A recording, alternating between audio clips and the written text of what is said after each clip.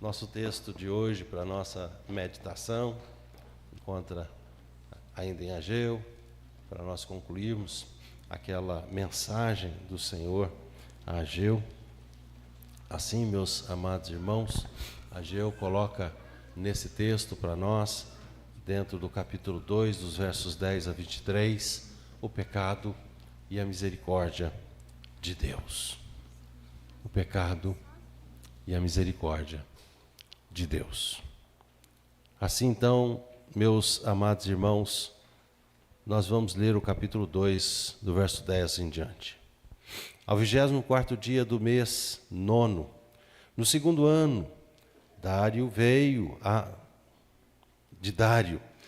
palavra do Senhor por intermédio do profeta Ageu, dizendo: assim diz o Senhor dos exércitos, pergunta agora ao sacerdote a respeito da lei. Se alguém leva carne santa na orla de sua veste, e ela vier a tocar no pão, ou no cozinhado, ou no vinho, ou no azeite, ou em qualquer outro mantimento, ficará isso santificado? Responderam os sacerdotes: não. Então perguntou Ageu: se alguém que se tinha tornado impuro pelo contato com um corpo morto tocar em alguma destas coisas, ficará ela imunda? Responderam os sacerdotes: ficará imunda. Então prosseguiu Ageu: assim é este povo, e assim esta nação perante mim, diz o Senhor. Assim é toda a obra das suas mãos, e o que ali oferecem, tudo é imundo. Agora, pois, considerai tudo o que está acontecendo desde aquele dia, antes de pordes pedra sobre pedra no templo do Senhor. Antes daquele tempo, alguém vinha a um monte de 20 medidas e havia somente 10. Vinha ao lagar para tirar 50 e havia somente 20. Eu vos feri com queimaduras e com ferrugem e com saraiva e com toda a obra das vossas mãos, e não houve entre vós quem voltasse para mim, diz o Senhor. Considerai, eu vos rogo desde esse dia em diante, desde o 24º dia do mês 9, desde o dia em que se fundou o templo do Senhor, considerai nestas coisas. Já não há semente no celeiro. Além disso, a videira, a figueira, a romeira, a oliveira não têm dado seus frutos, mas desde esse dia vos abençoarei. Veio a palavra do Senhor segunda vez a Ageu, ao 24º dia do mês, dizendo: fala a Zorobabel, governador de Judá, farei abalar o céu e a terra, derribarei o trono dos reinos e destruirei as forças do reino das nações, destruirei o carro e os que andam nele, os cavalos e os seus cavaleiros cairão, um pela espada do outro. Naquele dia, diz o Senhor dos exércitos, tomar-te-ei, ó Zorobabel, filho de Salatiel, servo meu, diz o Senhor, e te farei como um anel de selar, porque te escolhi, diz o Senhor dos exércitos. Amados irmãos, falar então sobre o pecado e a misericórdia de Deus exposta nesse texto, meus amados irmãos, informa-nos que todos nós somos pecadores. A Bíblia afirma que os nossos pecados fizeram separação entre nós e o nosso Deus. A Bíblia nos afirma que os nossos pecados fazem separação entre nós e o nosso Deus. Portanto, é necessário que Deus, o nosso Deus, use de sua misericórdia manifestada sobre nós de forma abundante, assim então, de forma que nós possamos ser alcançados por essa misericórdia do Senhor todos os dias da nossa vida. Packer, J.I. Packer, escritor, teólogo, grande teólogo, ele diz, abrindo aspas, uma vez que você se torna consciente de que o principal objetivo para o qual você está aqui é reconhecer a misericórdia de Deus, a maioria dos problemas da vida se encaixa por conta própria. Então, o que é que nós precisamos fazer na nossa vida? O tempo todo, quando estamos na presença de Deus, reconhecer a sua misericórdia sobre a nossa vida.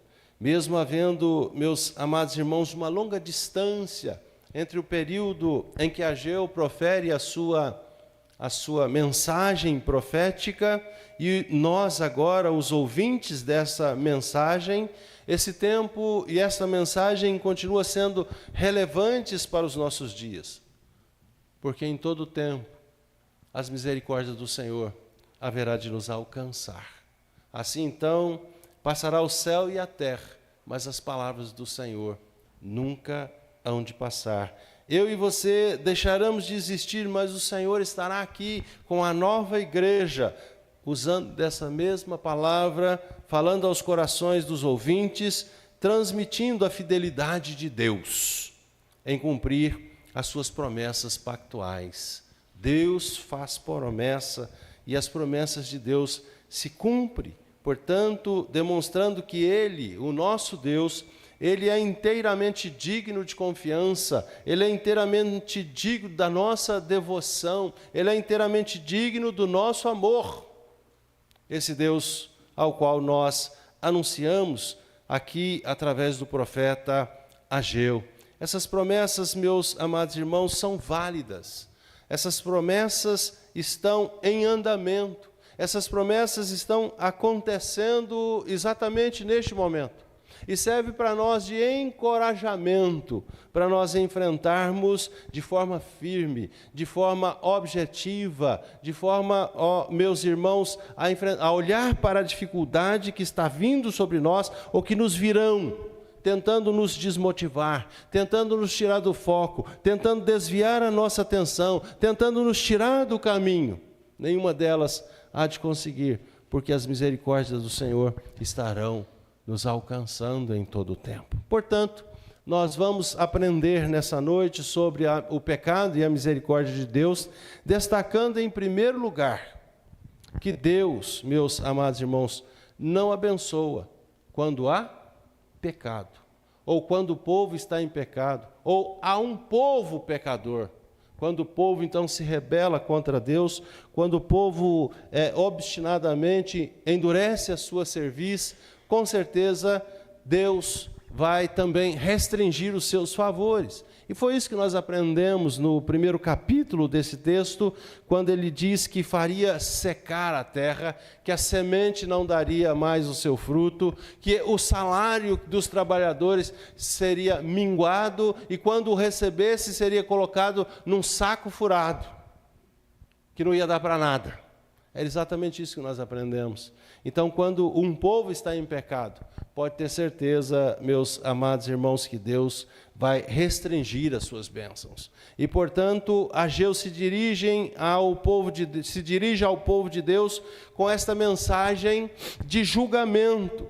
Ele convoca a todos para meditar profundamente na situação em que eles estão vivendo naquele momento. Então, essa é uma mensagem para aquela época, uma mensagem para aqueles dias, uma mensagem para aquele momento que eles estavam vivendo. Portanto, antes da reconstrução do templo, que eles precisavam reconstruir, eles estavam em uma situação de pecado. Eles estavam em situação de pecado. Então, em seguida, meus amados irmãos, Ageu fala sobre a bênção de Deus, ou a bênção que Deus estava para derramar sobre a vida daquele povo, mas essa bênção estava restrita, essa bênção estava aguardando uma manifestação do povo. Sabe quando a bênção está a caminho, quando a bênção está pronta para você, mas ela não chega até você? Porque a vida não está no altar de Deus. Deus tem bênção para nós, sim ou não, meus amados irmãos? Sim, e porque muitas vezes essas bênçãos não nos alcançam? porque nós estamos em pecado perante o Senhor. Então o sacerdote e todo o povo ainda não havia percebido, o sacerdote e todo o povo, segundo o profeta Ageu, não haviam ainda entendido e percebido a profundidade dos seus problemas espirituais, o quanto eles estavam distante da vontade de Deus. Portanto, ele destaca em primeiro lugar aqui para nós que a desobediência, colocando aí um ponto para nós discutirmos dentro desse primeiro ponto, é que a desobediência atrapalha a obra de Deus. E nós vemos isso do verso 10 aos versos 14, quando ele diz que ao 20º dia do mês 9, no 2º ano de Dario, veio a palavra do Senhor por intermédio do profeta Ageu, dizendo: assim diz o Senhor dos Exércitos. Pergunta agora ao sacerdote a respeito da lei. Se alguém leva carne santa na orla de sua veste e vier a tocar no pão, ou no cozinhado, ou no vinho, ou no azeite, ou em qualquer outro mantimento, ficará isso santificado? Respondeu o sacerdote: não. Então perguntou de novo a Ageu, meus amados irmãos, se alguém que tinha tornado impuro pelo contato com um corpo morto, tocar em alguma coisa, em alguma dessas coisas, ficará ela imunda? Respondeu o sacerdote: ficará imunda. Então vem a resposta de Ageu: assim é este povo, e assim esta nação perante mim, diz o Senhor. Assim é todas as obras das suas mãos, e o que ali oferece é tudo imundo. Amados irmãos, Ageu então se dirigiu aos líderes religiosos, aqueles que deveriam instruir o povo, aqueles que deveriam ensinar o povo os preceitos do Senhor, a lei do Senhor, os ensinos de Moisés. E ele então faz essas perguntas relacionadas à santidade e à pureza das suas ofertas. A partir então das respostas, Ageu então aponta para a realidade do povo e das suas obras aos olhos de Deus. O que eles estavam fazendo, meus amados irmãos, a carne oferecida para o sacrifício se tornava santa por parte dessa oferta que era separada para o sacerdote. Existia todo um ritual, meus amados irmãos, para transportar essa carne, e ela não poderia tocar no outro alimento. E a resposta do sacerdote deixa claro que eles sabiam disso.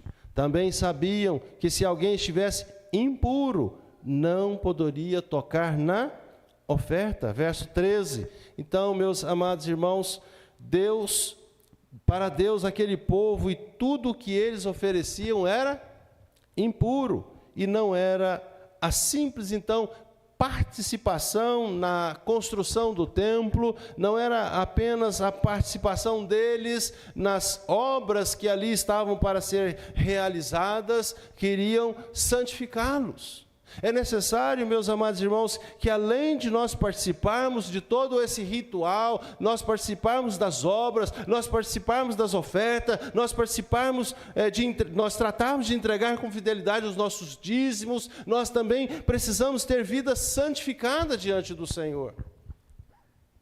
O Senhor não vai aceitar uma oferta que não parta ou que não venha de uma pessoa que tenha comunhão sincera com o Senhor, que não tenha realmente uma vida diante dele, uma vida de consagração.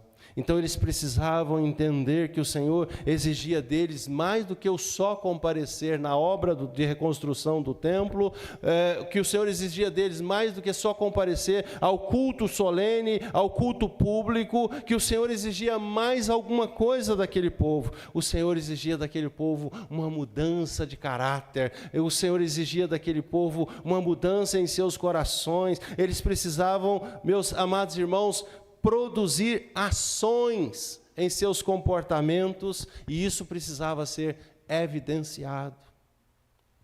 E aí Ageu, então, mostra para nós se nós estamos também, da mesma forma, vivendo assim. Quando Paulo escreve à igreja de Corintos, Paulo chama a atenção dos irmãos de Corinto, dizendo assim: a simples participação de vocês na Santa Ceia torna vocês mais santos, a simples participação de vocês na Santa Ceia torna vocês mais puros, a simples participação na Santa Ceia do Senhor faz com que vocês sejam alvos de alcançar as bênçãos do Senhor.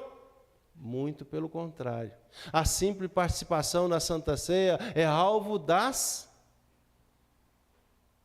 tristeza de Deus, da angústia de Deus, e não é assim que Deus gosta, ou que Deus quer que nós participemos da Santa Ceia. Portanto, é importante, meus amados irmãos, que nós façamos uma reflexão, é importante que nós façamos um exame pessoal.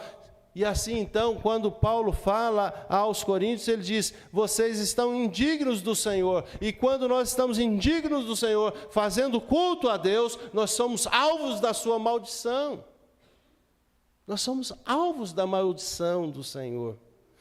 Assim, então, o exercício religioso adequado, meus amados irmãos, pode ser canal de bênçãos para a nossa vida, quando acompanhado de um coração sincero, quando acompanhado de um coração contrito, quando acompanhado de um coração compungido.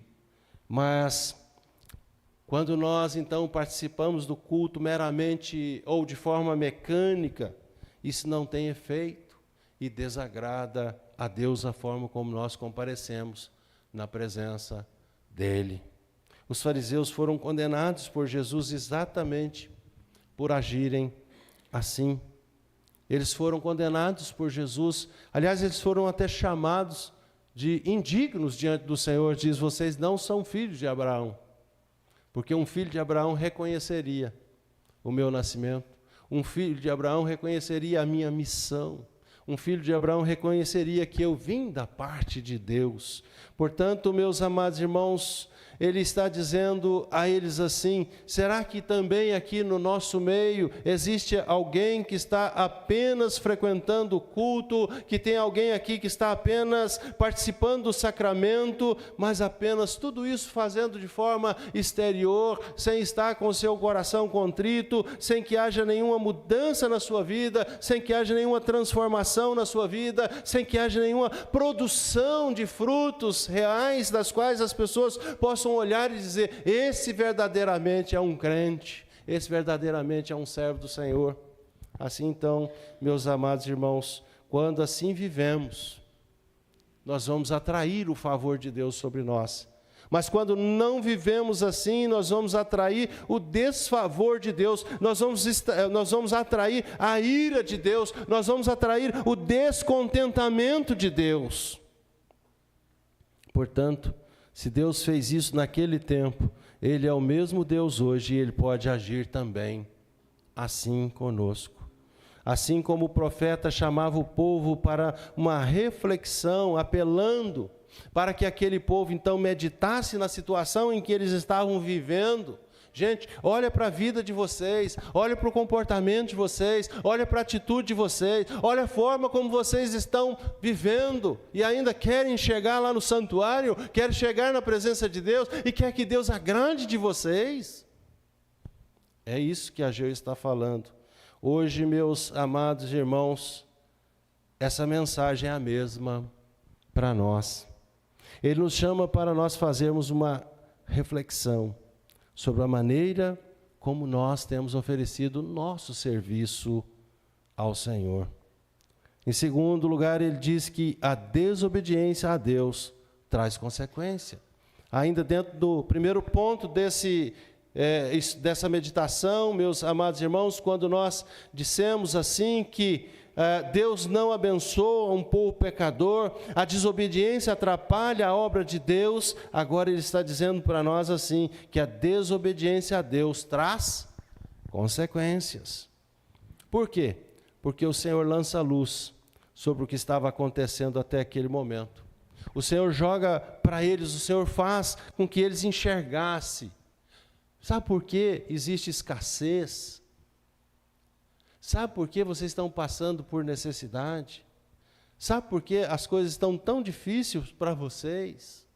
É consequência do pecado e da negligência de vocês.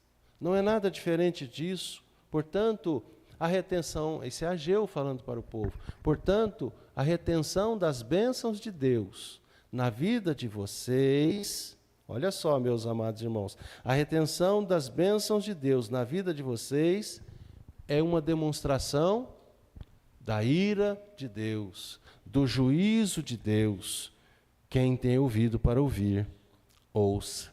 Assim, então, como acontecia também na igreja de Corinto, pessoas doentes, e Paulo diz isso no capítulo 11 da primeira carta, nos versos 30 em diante, por isso há entre vós muitos fracos e doentes. Há entre vós muitos fracos e doentes, e não poucos que já estão morrendo. Por quê, meus amados irmãos? Porque não estamos levando a sério a participação nossa no serviço do Senhor.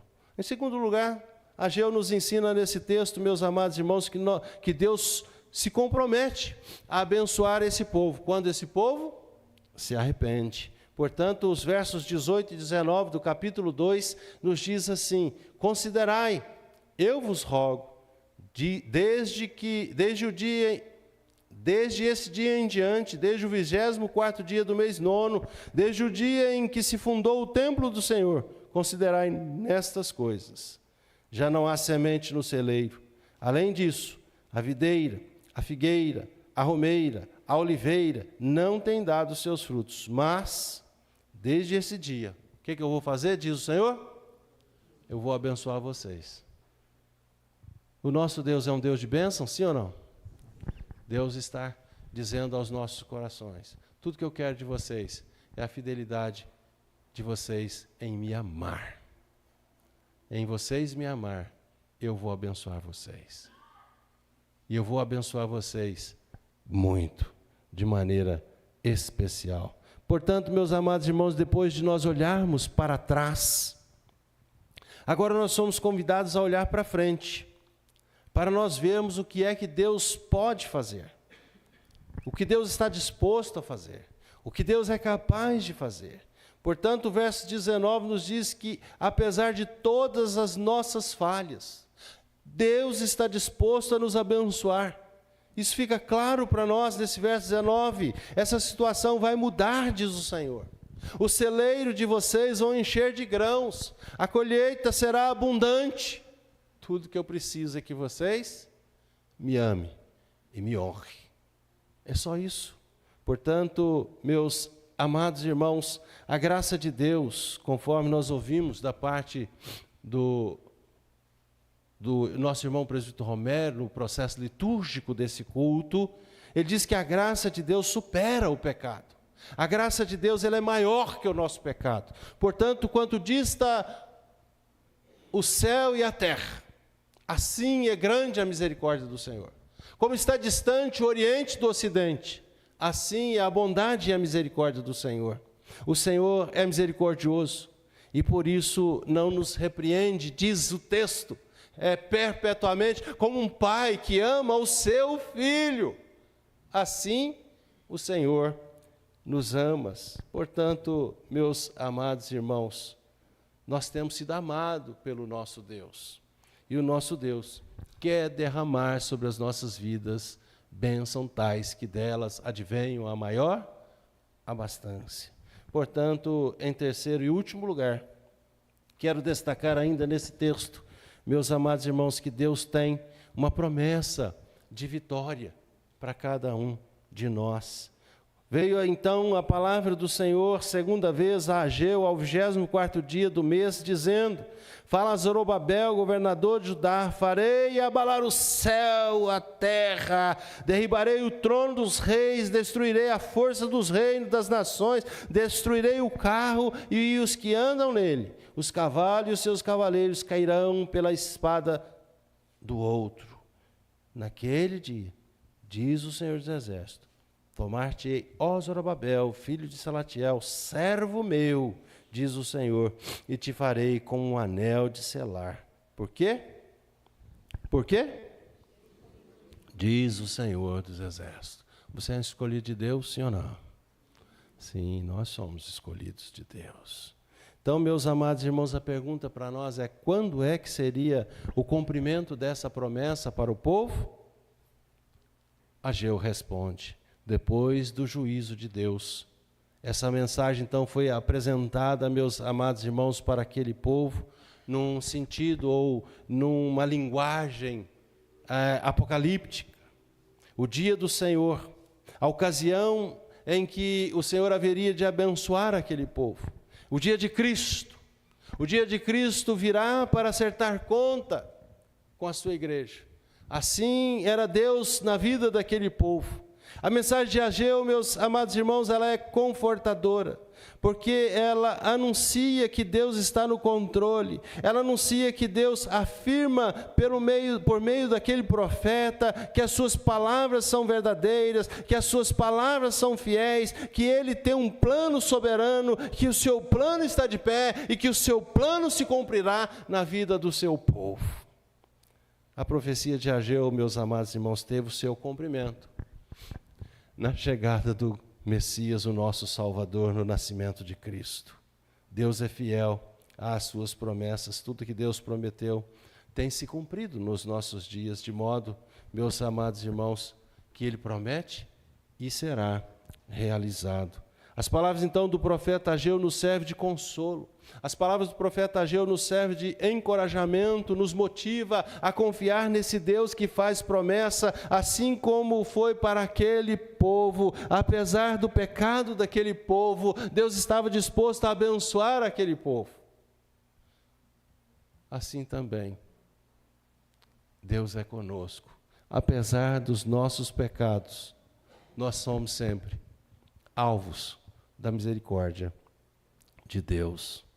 Em suas palavras, o Senhor está nos lembrando que suas promessas são fiéis, que as suas promessas são verdadeiras, e de que Ele estabeleceu conosco um pacto, que Ele estabeleceu conosco uma aliança lá no passado, e que nós somos agora, meus amados irmãos, esse pacto com o Senhor está em andamento, e vai se realizando na vida da sua igreja dia após dia.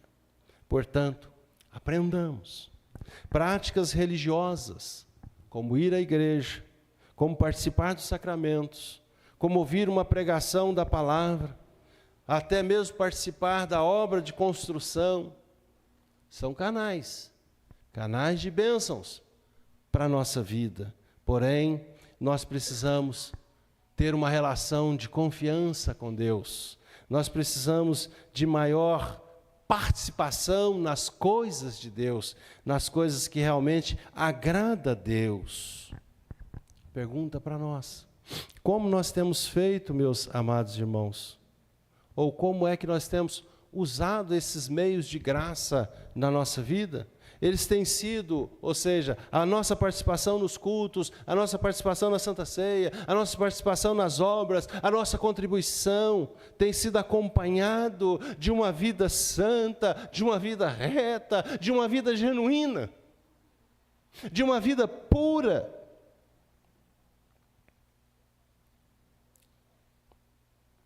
Que o Senhor nos capacite a nós aproveitarmos o máximo dessa comunhão com Ele, pois só através dessa comunhão íntima com o Senhor nós vamos alcançar todas essas bênçãos. Você crê nisso? Amém. A nossa vida, meus amados irmãos, é passageira. Nós estamos vivendo numa velocidade X. Nós estamos vivendo e a vida está passando rápido demais. Nós sabemos que estamos aqui só de passagem, porque a nossa morada eterna não é aqui. Nós somos aqui apenas forasteiros. Nós somos forasteiros. A nossa casa está sendo preparada pelo Senhor Jesus, porque Ele mesmo diz: vou preparar-vos lugar, e quando eu for e preparar-vos lugar, eu voltarei e vos levarei para mim mesmo, para que onde eu estiver, estejai vós também. Eu sou o caminho, a verdade e a vida. Ninguém vem ao Pai senão por mim. Portanto, meus amados irmãos, somos forasteiros. A nossa casa está sendo preparada por Jesus para nós morarmos com Ele para sempre. Então, esse não é o nosso lugar. Façamos, meus amados irmãos, o que Jesus nos ensinou, que então em nossa caminhada, Ele estaria conosco todos os dias, e sabemos nós que só chegaremos lá, na nossa mansão celestial, se nós caminharmos com Jesus. E que nessa caminhada com Jesus, nós sejamos iluminados por aquele que é a luz do mundo. Que Deus nos ajude, que Deus nos abençoe, e que o pecado nosso seja menor que a misericórdia de Deus na nossa vida. Amém? Cantemos o hino 288, Sou um forasteiro.